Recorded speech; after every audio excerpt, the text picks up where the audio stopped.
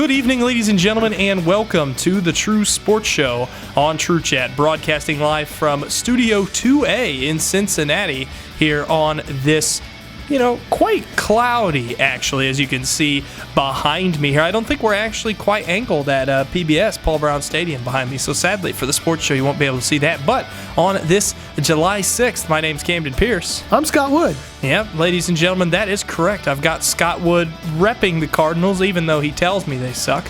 They're horrible. They are just horrible, but we'll get into that here in a little bit. We're going to start with some basketball coverage on this limited sports show here. I like basketball. I do as well, but do you think you'll like basketball as much now that Kevin Durant has joined the Golden State Warriors? Sure, gives me somebody to root against. There it is. It's always good to have an evil villain in any kind of sport activity. So now you can, as much as everybody was in love with Golden State, now you can hate on Golden State because they're stacking the deck. And so now that'll be the team that everybody hates and wants to see lose. Yep. You can't buy a championship. It's like George Steinbrenner and the New York Yankees, to give a baseball reference. Or to even give a more recent basketball reference, the Miami Heat. There you go. And the Heat Index, where there was ESPN even had a whole segment. But they were talking about how the much big people three. hated them. The Warriors have a big four. Right. I mean, if you count Draymond, Draymond and Steph and Clay, you got a big four. So now, if they lose a game, what's the matter with them? Right, and it will be one of those things where even though they have hampered themselves defensively getting rid of Bogut, and they have hampered themselves bench-wise by getting rid of Harrison Barnes, yet they brought in Zaza Pachulia from the Dallas Mavericks to help their center issues, but it still is one of those things where they're going to have some kinks to work out here to begin the season. So do you truly believe, let me ask you this, I don't know how closely you follow, Vegas numbers and things like that. Do you know what the Vegas has their over/under for wins total in the season at? No, but I heard they were the odds were 4 for 5. They were 2-1, and when they got Durant, then it went under 1-1. So their odds of winning the championship are less than 1-1. Right. So it is. But I don't know. I didn't know what Vegas put I didn't see the wins. Vegas has their win over/under at 68.5. Only 3 teams have won 68 or more games in a season before. 3 teams. I think you take that. Because they take under or you take over? I'll take the over. Wow. Okay. How many teams are going to play in the East?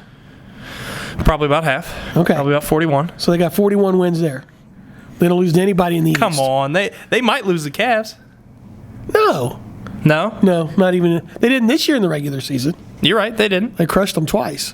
But now the Cavs are ready to play together, where the Warriors are not. They don't know how to insert Kevin Durant. You're not even worried that they're going to have the Heat's the problems that the Heat had when they began their big three.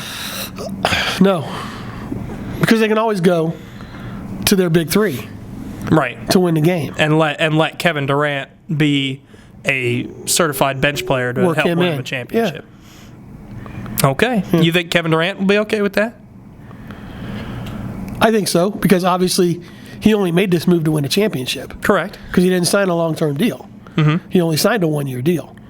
So, a pseudo 1-year deal. Yeah. Signed the 2-year with the option, but but it's a player option. Right. It's not a team option. It's a player option, and there's supposed to be even more money available under the bargaining agreement next year, which he will opt out of. You're right. Right. So he only signed a 1-year deal for less than max money. So the only reason he signed the deal was to win a championship. So I think he would be willing to do whatever Steve Kerr asked of him, because he's obviously only playing this year to try to win a championship. So then let me ask you this. He sold his soul to the devil. He did. And he's going to be... Which is fine. I have no problem with that. Okay. Just come out and say that's what I'm doing.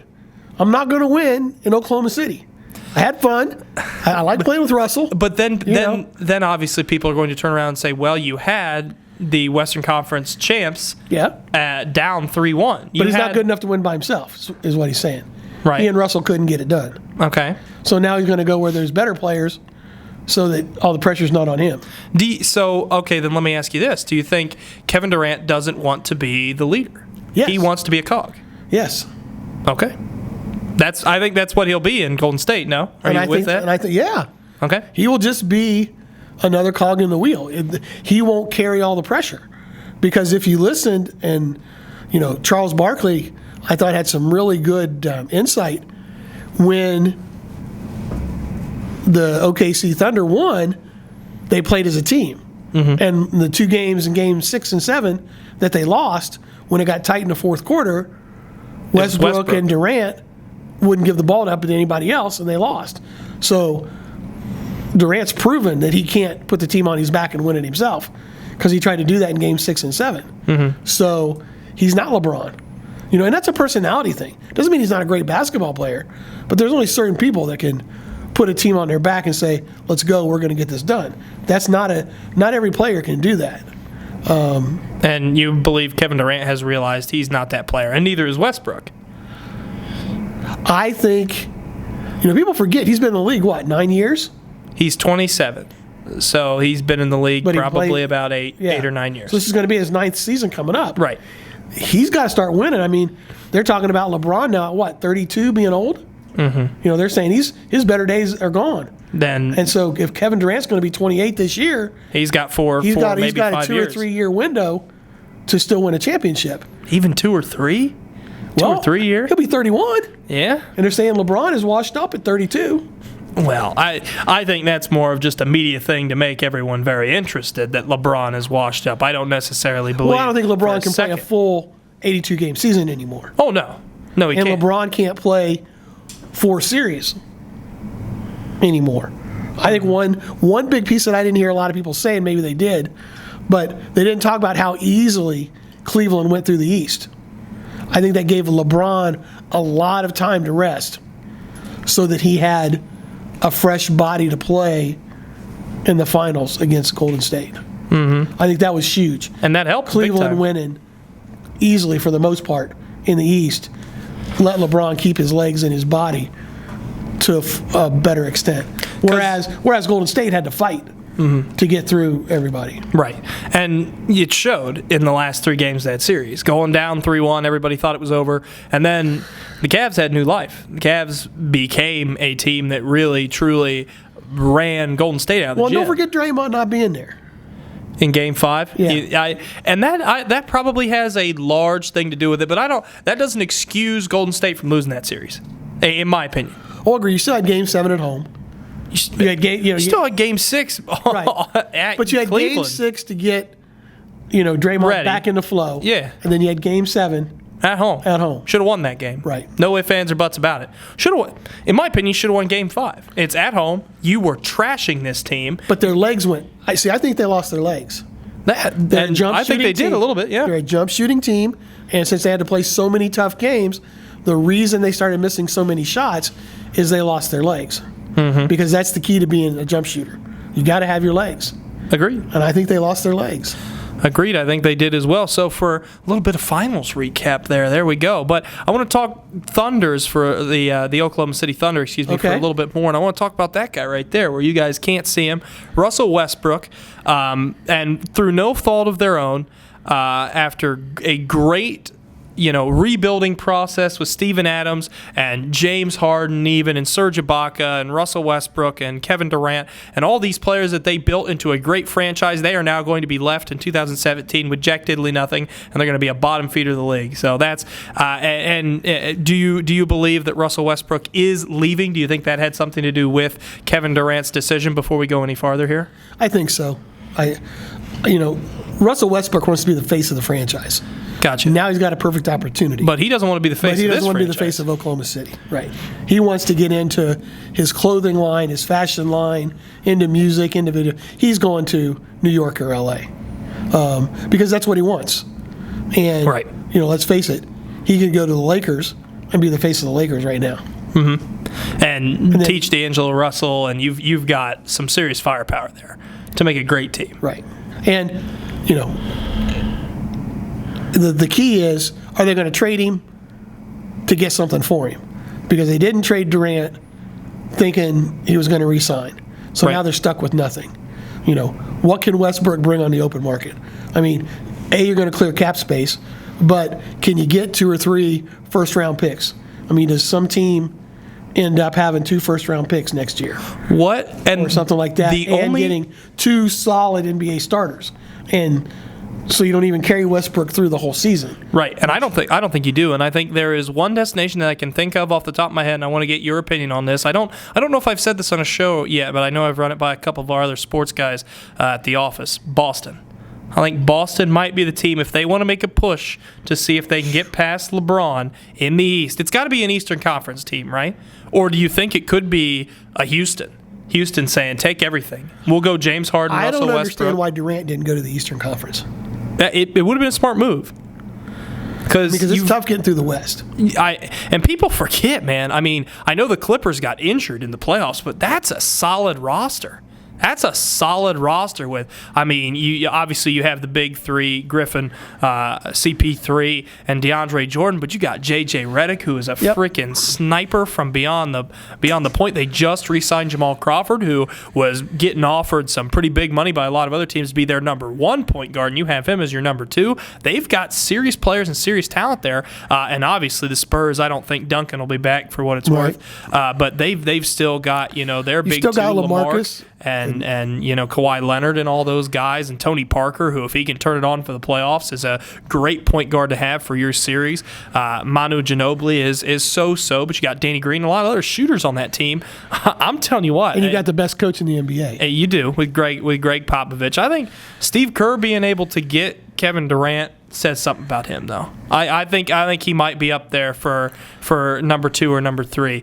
Personally, I think Ty Lue got himself up there a little bit as well with this championship run. I know you credit a lot of it to LeBron. Helps having LeBron. It does help. You have the best player. You do. I mean, is Phil Jackson that great a coach, or did he have Michael Jordan? A lot of people would argue no. And Kobe Bryant. And Kobe Bryant and Shaquille O'Neal. Yeah. Right. And a lot of people would argue no. Besides for the Kobe Bryant and Pau Gasol and that championship, a lot of people would say, well, you had the best player in the league. Right. So, and a lot of people will argue that about Ty Lue's career going forward. And how much is Steve Kerr and going to be hurt by losing Luke Walton?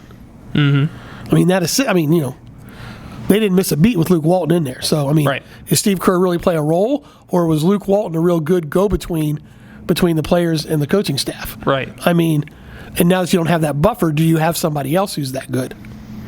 Because having been a basketball coach, the dynamics between the team and the assistants and the head coach are huge. Different. Yeah, they are different, and it's huge to have a quality team. And I think because the players have to be able to connect to the assistant coach, and the assistant coach still needs to lay down the law, but also be able to carry things to the head coach that the players are saying that without throwing the players under the bus. Right. That they don't feel comfortable saying to the head coach. Right. And I think the only reason I think Steve Kerr can get away with that a little bit is because he's a former player.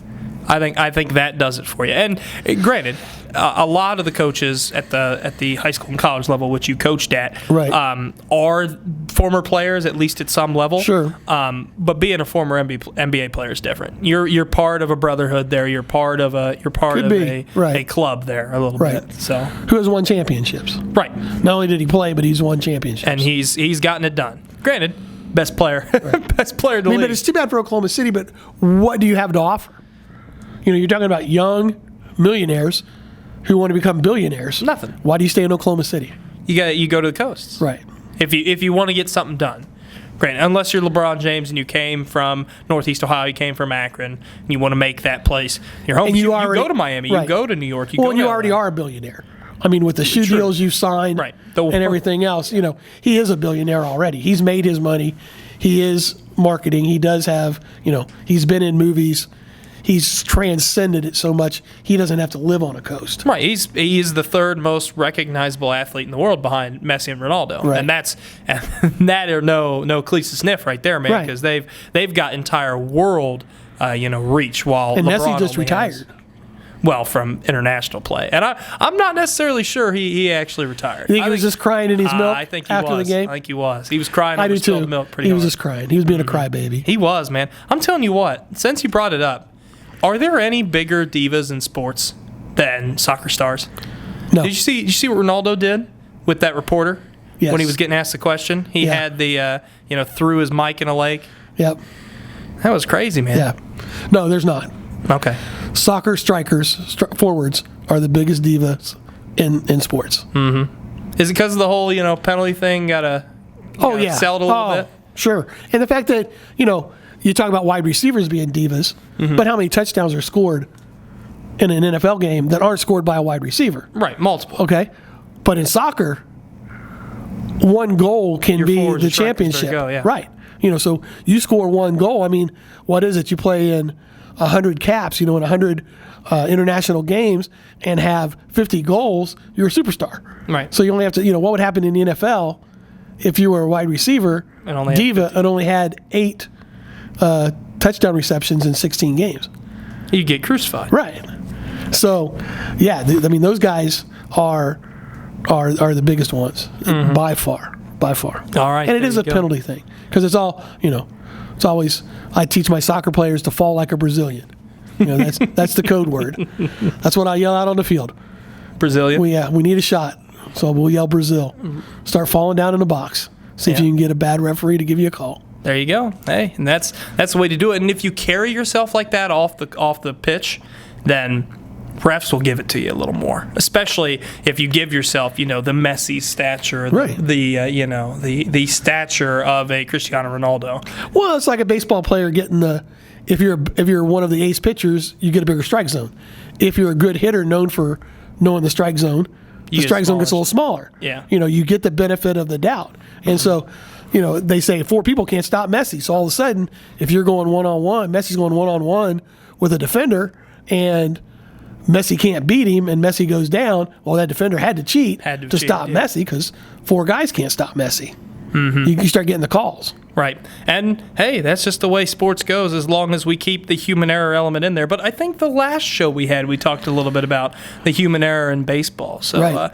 But, hey, we won't talk about that this time. We're going to move on to baseball. And we've got the New York Times sitting right in front of us here. Since we're in Cincinnati, we get that here because the Justin Meister really loves his newspaper news. But we've got, I believe that is Chris Bryant sliding into third there. I do believe, yes.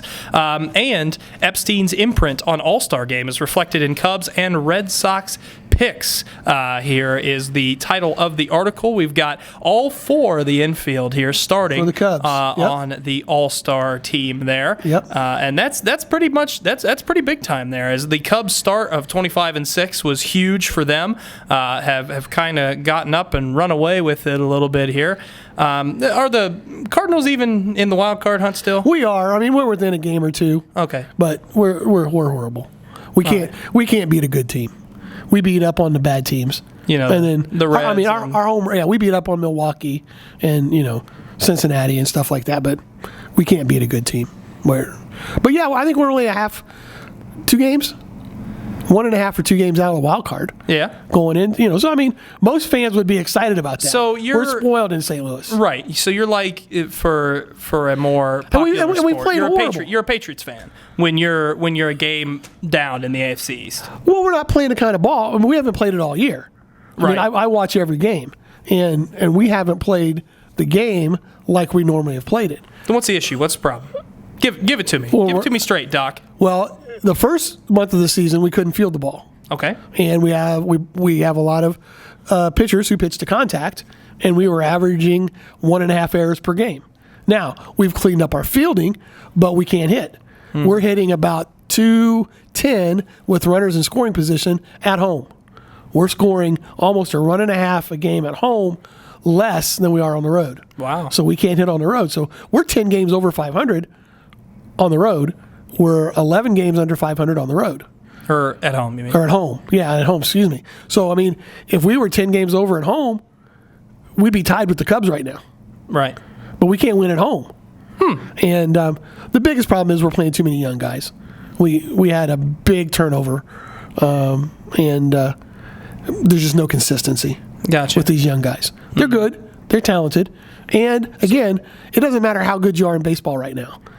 It's all about the trade deadline. And the team that wins the World Series doesn't have their 25-man roster set yet. Because people are going to go out and make moves, at the trade deadline to set up their bullpen or get a big bat or something. So that's the other thing. You tread water until the end of July, and then you make your run at the people you think you can get to solidify your team. Right. And then, let's face it, with that one game, play-in game, you win that, you can get on a roll and go. And you're ready to rock and roll. Right. It's so interesting to me because the margin between teams in baseball is so slight compared to other sports. Because we just got done talking about the NBA.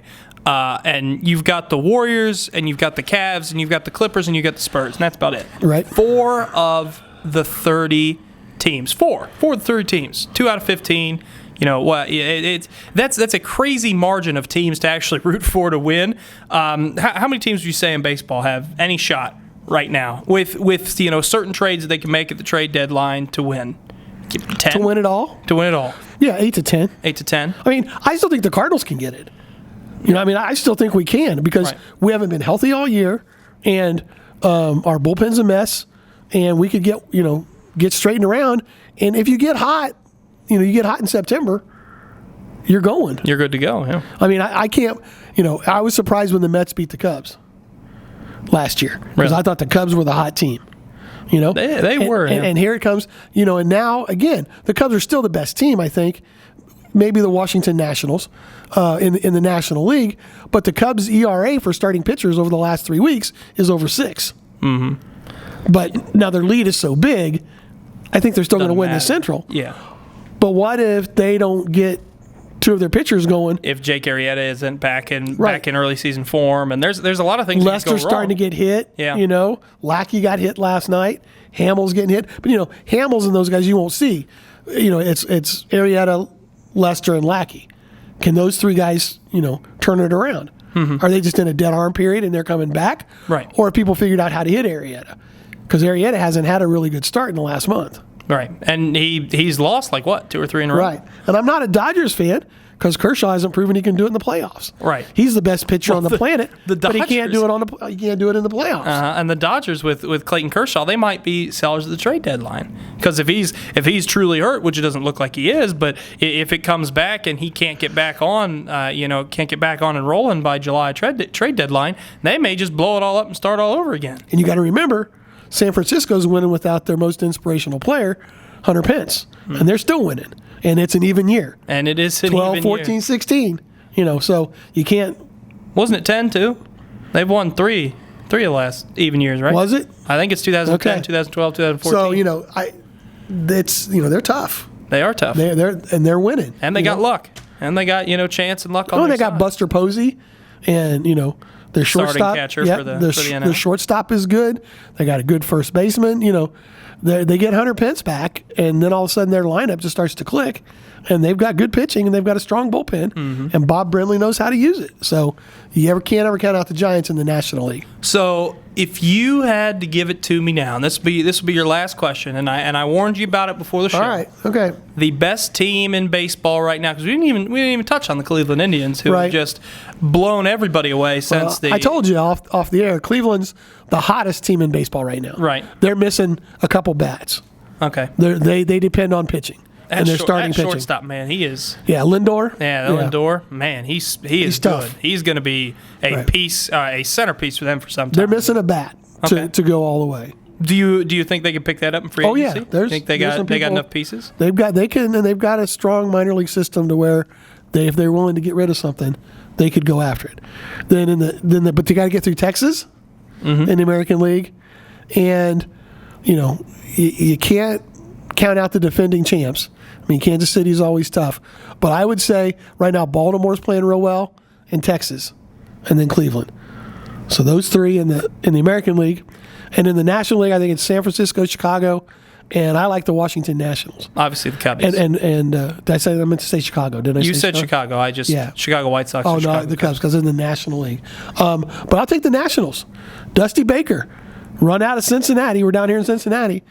Cincinnati runs Dusty Baker out, and he's going to go into Washington. Washington had a pretty good roster going in, though. I mean, they didn't do anything last year with it. Yeah, you're right. So Dusty's going to. I think Washington's the team to watch out of everybody. Mm-hmm. Okay, I think you might not be wrong there. I love Washington. I think it's Washington versus the Texas Rangers in the World Series. There you go. And you've heard it here first, so take that one to the bank. With Washington Nationals winning. Ooh. They underachieved last year. And then they overachieved this year. They're going to do what they should have done last year this year. And Dusty Baker's going to walk off, double bird to Cincinnati. And it'll all Manager of the year. All be good in the world. Yep. There you go, ladies and gentlemen. All right, well, hey, thanks for being on the show with Always me today. good. Appreciate it. Hope the Cardinals start doing a little better for you here. I'm a fanatic. It's my day goes how they go. Fair enough. 3 days in a row. Today? Yeah, they play the Pirates. Getting swept by the Pirates tonight at home. Ooh. Yikes. Yowza. Yeah. Not well. I wore my lucky hat. We swept the Brewers. Didn't wear my hat on Tuesday and we lost. Wore my hat yesterday and we still blew it. Still lost. So the lucky hat's not even working. You missed the day on Monday. Monday was the day because you came in for shows and was complaining about it. Right. And you missed one day. Now don't wear the hat anymore. Nope. Can't even I'm wear not even going to watch the game tonight probably. All right. There it is. Got plans after the show. Won't get home for the game. Who even cares? Who even cares? Shucks. All right. The Reds even beat the Cubs. And we can't gain ground on the Cubs. They were only Reds beat the Cubs. Yep. Man, shoot. All right, ladies and gentlemen, thank you very much for tuning in to actually the first video show ever for the True Sports Show. So there you go. Scott Wood was here. Making history. Scott Wood was here. We used the newspaper. Justin will be ecstatic. And then we got Alex Wood back there watching the camera. Actually, more texting than watching the camera. So hopefully we sounded good and we looked good. Who knows? But you'll know, because you'll see the video. But thank you very much for watching. Marvelous. We look marvelous. My name's Camden Pierce. I'm Scott Wood. Thank you very much for tuning in on this kind of muggy July 6, 2016. And have a wonderful night. Be the change.